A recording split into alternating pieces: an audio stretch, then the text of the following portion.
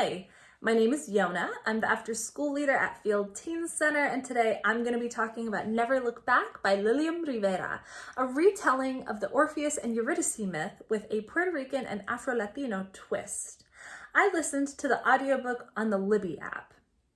Now, if you're not familiar with the original Greek tragedy, it goes a little something like this. Orpheus was the son of a muse, meaning he was half god, half mortal, and could play musical instruments and sing supernaturally well.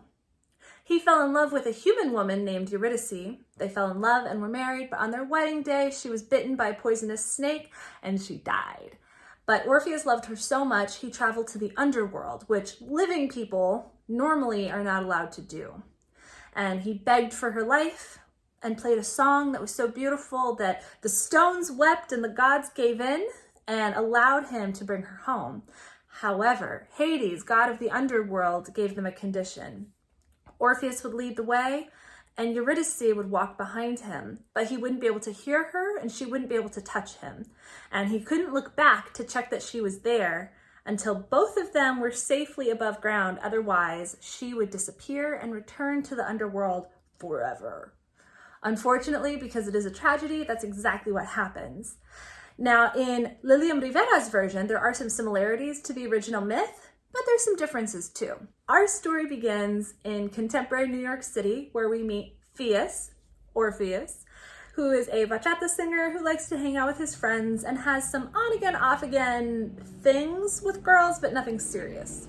And he's later joined by Eurydice, who has come from Puerto Rico because of hurricanes and because of sort of a mental break that she's had, and she's staying with her cousins. When they meet, they fall in love pretty much instantly, but it's a little bit complicated because she claims to be haunted by a literal spirit, not necessarily a ghost, but definitely not a human, who was her friend as a child, but now has become really possessive of her and wants her as his wife, and therefore wants to take her to the underworld to live with him. And this is a real challenge for Orpheus, who is an atheist, and his faith is kind of challenged. He has to choose between giving Yuri a chance, trusting her, and giving her some faith, or doing what he's more comfortable with, which is to pull away from anything too woo-woo, maybe. And things get even weirder when at the opening for his first big performance on stage, Yuri is attacked by Atto, the spirit, and some kind of other situations. And not only does Orpheus see Atto, but he also sees Yuri fall into this giant pool and then fall into a coma.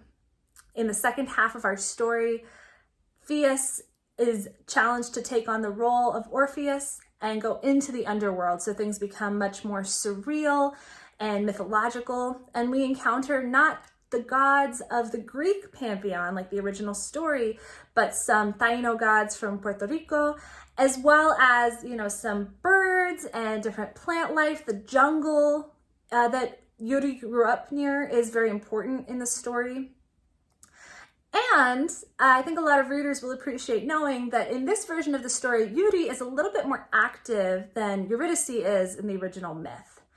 There are still some points where she's a damsel in distress, but she does kind of take things into her own hands and doesn't just settle for what these men and gods around her are telling her she can and can't do.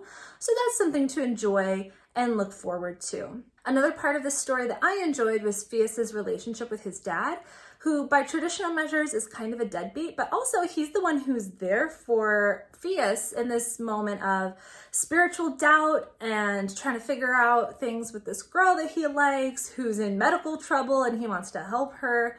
So I thought that was kind of cool. The dad definitely has some problems, isn't a perfect person, but he also is the one who kind of teaches Orpheus about these myths and empowers him to shoot his shot. So hurricanes have a very specific context for Puerto Rico, but a lot of writers have been thinking about hurricanes in general lately, and if you're like me, you have too.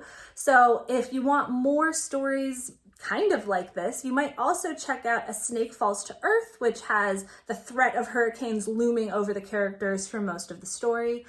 Or Ninth Ward, which is about Hurricane Katrina and a young Black girl who is kind of caught up in it and also has these kind of prophetic visions.